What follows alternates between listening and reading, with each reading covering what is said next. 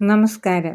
സൂര്യ ടിവിയിലെ കന്യാദാനം എന്ന സീരിയലിന്റെ പുതിയ വീഡിയോയിലേക്ക് എല്ലാവർക്കും സ്വാഗതം. ക്ഷമിക്കണം, കോപ്പിറൈറ്റ് ഉള്ളതുകൊണ്ട് സീരിയലിന്റെ ഫോട്ടോസുകളൊന്നും കാണിക്കാൻ കഴിയുന്നതല്ല. സുശീലയും സോനയും കൂടി വീണ്ടും അനുപമ ഗ്യാസ് ഓഫാക്കാതെ പോയ കാര്യത്തെക്കുറിച്ച് പറയുന്നത് അനുപമ കേൾക്കുന്നു.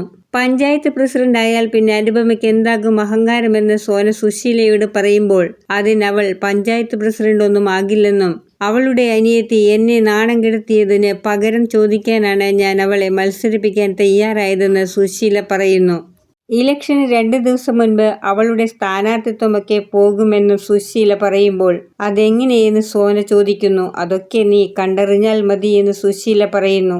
ഇവരുടെ സംസാരം അനുപമ കേൾക്കുന്നു. എന്നിട്ട് അനുപമ ഇന്ദ്രനോട് എല്ലാം പറയുന്നു.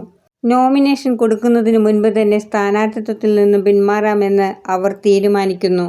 വിനയൻ തലകറങ്ങി വീണത് 2 ദിവസം പട്ടിണി കിടന്നതുകൊണ്ടാണെന്ന് ചീരു വിനയന്റെ അമ്മയെ വിളിച്ച് ചോദിച്ചപ്പോൾ പറഞ്ഞു. ചീരുവിനെയും കുട്ടികളെയും കാണാത്തതുകൊണ്ടാണ് സൈക്കോ വിനയൻ 2 ദിവസം പട്ടിണി കിടന്നതെന്ന പുതിയ കഥ വിശ്വസിക്കുന്നു അനന്തൻ മാഷും ചീരുമോളും. അതാണ് സൈക്കോകളുടെ പ്രവൃത്തി.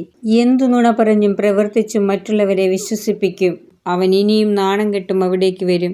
വീണ്ടും പെൺകുട്ടികൾക്ക് വില പറഞ്ഞ് അനന്തൻ മാഷിന്റെ കയ്യിൽ നിന്നും പൈസ വാങ്ങിയെടുക്കാൻ തന്നെയാണ് അവന്റെ അവിടേക്കുള്ള വരവ്.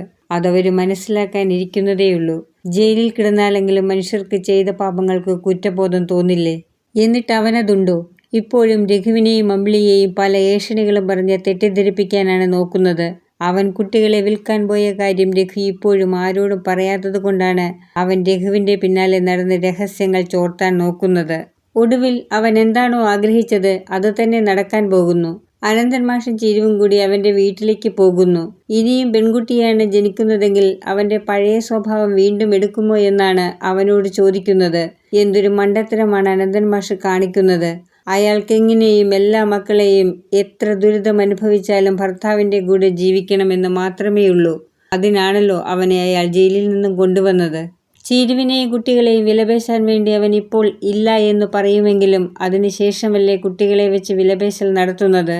യാതൊരു കഥയുമില്ലാതെ ഇരുന്നിടത്ത് നിന്ന് ബിഗ് ബോസിൽ നിന്നും പുറത്തായി വന്ന വിനയനെ കൊണ്ടുവന്നിട്ടാണ് വീണ്ടും കന്യാദാനം സീരിയലിന് ജീവൻ വച്ചെടുത്തതെന്നാണ് സംവിധായകന്റെ ആശ്വാസം.